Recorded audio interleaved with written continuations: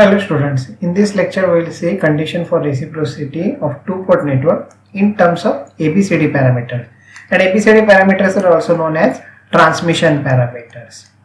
Okay, so first of all we will see what do you mean by reciprocal network. ये तो मैंने last lecture में आपको बता दिया है. A network is said to be reciprocal if the ratio of excitation at one port to response at other port is same if excitation and response are interchanged. How they will frame the question? The question will be like this: derive the condition of reciprocity in terms of ABCD parameter for two port network. तो चलो ये कैसे solve करते हैं. तो ये ABCD parameter के equation से V1 I1 in terms of V2 and minus I2. सो इधर आपको वोल्टेज देने का रहता है केस 1 के लिए. सो V1 का वैल्यू हो जाता है Vs, V2 मतलब पोर्ट 2 को आपको शॉर्ट सर्किट करने का रहता है तो V2 का वैल्यू हो जाता है 0. और इसमें से करंट हम लोग अज्यूम करते हैं जो रिस्पॉन्स है that is nothing but I2 dash. I2 और I2 dash में क्या रिलेशन है? I2 is nothing but minus I2 dash. Now we will substitute these three parameters in this equation and we will try to find out Vs by I2 dash. चलो substitute करते हैं. तो first equation में V1 का value हो जाएगा Vs A as it is into V2 0, तो A into 0 हो गया ये, माइनस B और I2 का वैल्यू है माइनस I2 डैश. सो ये हो जाएगा Vs is equal to B into I2 dash.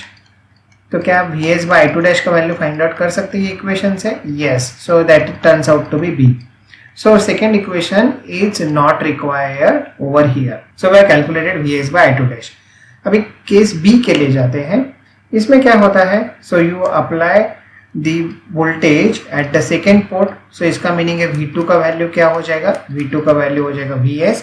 V1 को क्या करेंगे? V1 का वैल्यू 0 हो जाएगा क्योंकि पोर्ट 1 हम लोग शॉर्ट सर्किट कर देते हैं.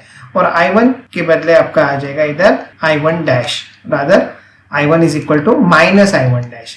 इधर ये I1 डैश ऐसे अज्यूम करने का रहता है so that this turns out to be negative. So अपने ये एम क्या है अपना इस स्टेप का? Vs by I1 dash calculate करेंगे. So let us substitute this three things in this equation.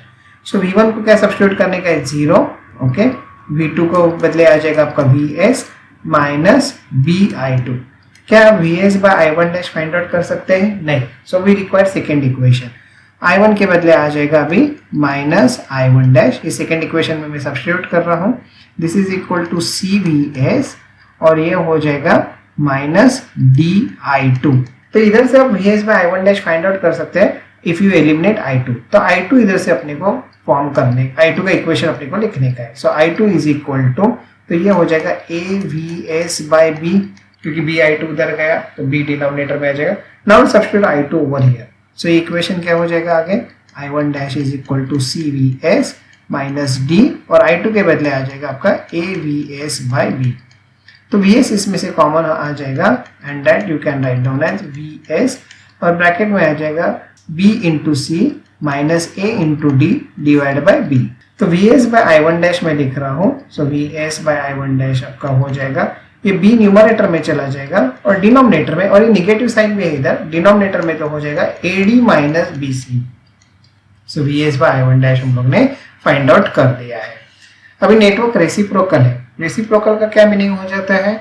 So you find out Vs by I2 dash that should be equal to Vs by I1 dash. First slide में हम लोगों ने देखा था कि Vs by I2 dash find out किया है, वो है B, और सेकेंड इसमें आ गया B by AD minus BC. So will substitute that thing. तो ये था B और इधर आ गया B by AD minus BC. So इसको सॉल्व करेंगे तो B भी कैंसिल हो जाएगा and what you will get? AD minus BC is equal to 1. Okay. So ये कंडीशन है for reciprocity in terms of ABCD parameter. So for network to be reciprocal what is there? AD minus BC is equal to 1. कोई text book में ये ऐसा लिखा गया है delta T is equal to 1. ये डेल्टा T मतलब क्या? डिटर्मिनेंट. क्योंकि आप जो ट्रांसमिशन पैरामीटर्स जो लिखते हैं वो कैसे लिखे जाते हैं? ABCD.